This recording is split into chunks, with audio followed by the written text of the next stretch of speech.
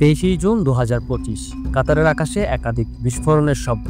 মানুষ ভেবেছিল হয়তো বজ্রপাত নয়তো কোনো যুদ্ধ বিমানের মহড়া, কিন্তু না, এগুলো ছিল ইরান থেকে ছোড়া মিসাইল। টার্গেট মধ্যপ্রাচ্যের সবচেয়ে শক্তিশালী মার্কিন সামরিক ঘাঁটি আল উদেইদ এয়ারবেস। প্রশ্ন জাগে কেন ইরান এত ভয়ঙ্কর পদক্ষেপ নিল, আর কেনই বা বেছে নিল কাতারকে? এই সবই বিস্তারিত আলোচনা করব মিনহোজার এই পর্বে। আপনি যদি মিনহোজায় নতুন হয়ে থাকেন তাহলে অনুরোধ করব সাবস্ক্রাইব করে পাশে থাকা বেল আইকনে ক্লিক করুন।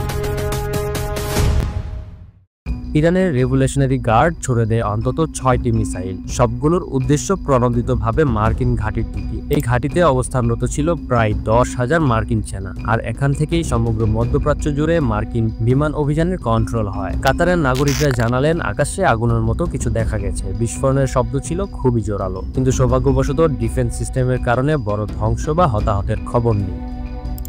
এই হামলার সূত্রপাত হয় কয়েকদিন আগেই, যখন মার্কিন সেনারা হামলা চালায় ইরানের 3টি গুরুত্বপূর্ণ পারমাণবিক স্থাপনায়, ফোর্দো, নাতানজ এবং ইস্পাহান।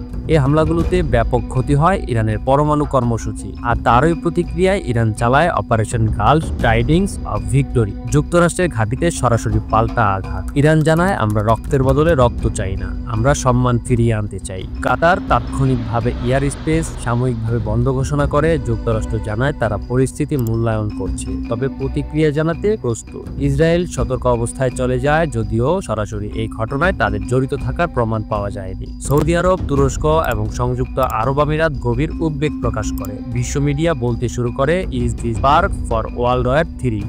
বিশ্লেষকরা বলছেন ইরান ও যুক্তরাষ্ট্রের মধ্যে দীর্ঘদিনের শত্রুতা নতুন মোড় নিচ্ছে। এই হামলা শুধু সামরিক নয়, এটি রাজনৈতিকভাবে মধ্যপ্রাচ্যকে নাড়িয়ে দিয়েছে। এই উত্তেজনা কি শুধু শুরু, নাকি এই রক্তপাত আরো ছড়িয়ে পড়বে ইরাক, সিরিয়া, লেবানন বা ইসরায়েল পর্যন্ত? 2025 সালে দাঁড়িয়ে আমরা কি নতুন এক বৈশ্বিক সংঘাতের মুখোমুখি? যুক্তরাষ্ট্র কি এবার সরাসরি প্রতিশোধ নেবে? কাতার, যেটা দীর্ঘদিন ধরে শান্তিপূর্ণ অঞ্চল হিসেবে পরিচিত, এখন কি যুদ্ধের রণক্ষেত্র হয়ে উঠবে? এই প্রশ্নগুলোর উত্তর আমরা হয়তো খুব শীঘ্রই পেয়ে যাচ্ছি। আপনার কি মতামত? এই হামলা কি শুধু প্রতিশোধ, নাকি এটি তৃতীয় বিশ্বযুদ্ধের শুরু?